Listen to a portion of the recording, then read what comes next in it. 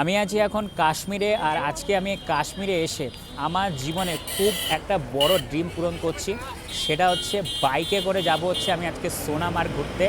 তাও আবার আমার স্বপ্নের মানে ড্রিম বাইক হান্টার 350 করে তোমাদের দেখায়। এই হচ্ছে হান্টার 350, আর আমার সাথে আমার দিদিও যাবে। আর আমাদের এই বাইকটা ভাড়া পড়লো হচ্ছে তোমার 1200 টাকার মতন, আর আমাদের আরও 1000 টাকা এক্সট্রা দিতে হয়েছে। তো টোটাল আমরা পে করেছি 2200 টাকা। তো আমরা যখন সোনামার্গ বা আশেপাশে যে লোকাল সাইট সিন ঘুরে আসব, তখন আমাদের কিন্তু বলতে পারো 1000 টাকাটা রিটার্ন করে দেবে।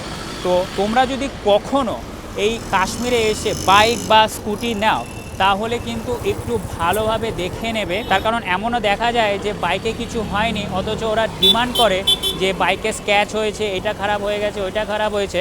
তো আমি বাইকটাকে খুব ভালোভাবে দেখে নিয়েছি। তো বাইকে সেরকম কিছু নেই, তবে এই ডান দিকের ইন্ডিকেটারটা একটু ভাঙা ছিল। আমি ওদেরকে বললো যে না, এটা আগে থেকেই ভাঙা ছিল, ওকে কোনো সমস্যা নেই। বাদ বাকি বাইকটাকে তো আমি খুব ভালোভাবে দেখে নিয়েছি।